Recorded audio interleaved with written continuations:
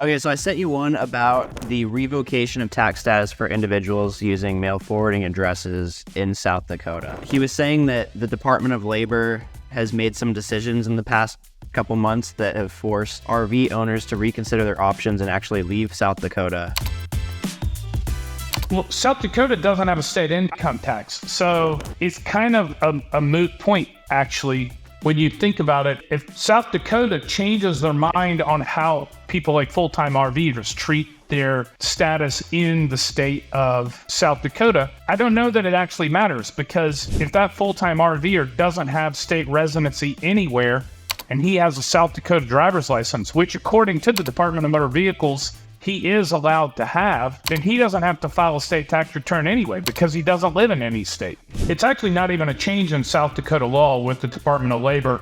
It is just the Department of Labor has picked up on it because of an influx of remote workers that are now using South Dakota as their state of residence. This is a pretty insignificant issue. This would be more if someone, let's say, is maybe an employee of a big company and they're using one of the PO boxes or virtual mailboxes or UPS stores or whatever in South Dakota, and they're using that as their state address when they complete their W-9 for their employer. It looks like possibly the Department of Labor in South Dakota will not accept that address.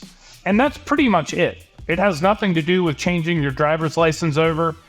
If you're self-employed, you own your own company, you're a digital nomad, you're a freelancer, none of that is going to affect you whatsoever to change your address to South Dakota. It's not going to make any difference whatsoever. I would say really it affects people that are full-time employees that are trying to subvert the system and claiming South Dakota as their residence. But this doesn't really affect full-time travelers and digital nomads, freelancers, that kind of thing that have their own business. The whole point, you're changing your state of residence to South Dakota simply by getting a South Dakota driver's license. If you own your own company, let's say you have a Wyoming LLC and all your business runs through a Wyoming LLC using your Wyoming address, that has nothing to do with South Dakota anyway. That's not connected whatsoever.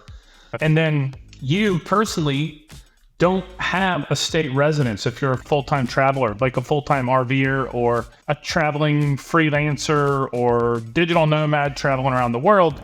The whole point of using South Dakota is so that you can have a driver's license without having a connection back to your home state, where the state might consider a driver's license a residency connection and could tax you as a resident in that state. For example, if you're from Atlanta, Georgia, you may not want to keep a Georgia state driver's license because having a driver's license in the state of Georgia could deem you a resident of the state of Georgia and force you to have to file a state income tax return, even though you don't actually live there. You just kept a Georgia driver's license after you moved to Argentina or something like that. So this is really a non-issue unless you are working for a big company and you're using that South Dakota address for your HR department when you complete your W-9. That's pretty much it.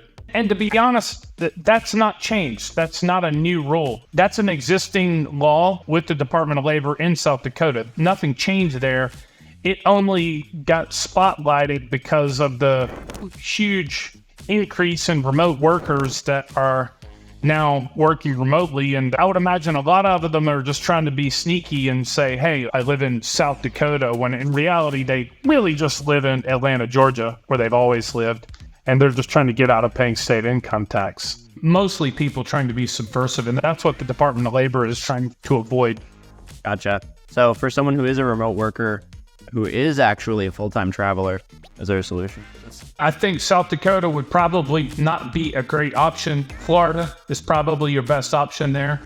You could get one of our virtual mailboxes in Florida, Orlando, or Jacksonville, and then you would change your state residence to Florida. Florida is a zero tax state also. Wyoming also works.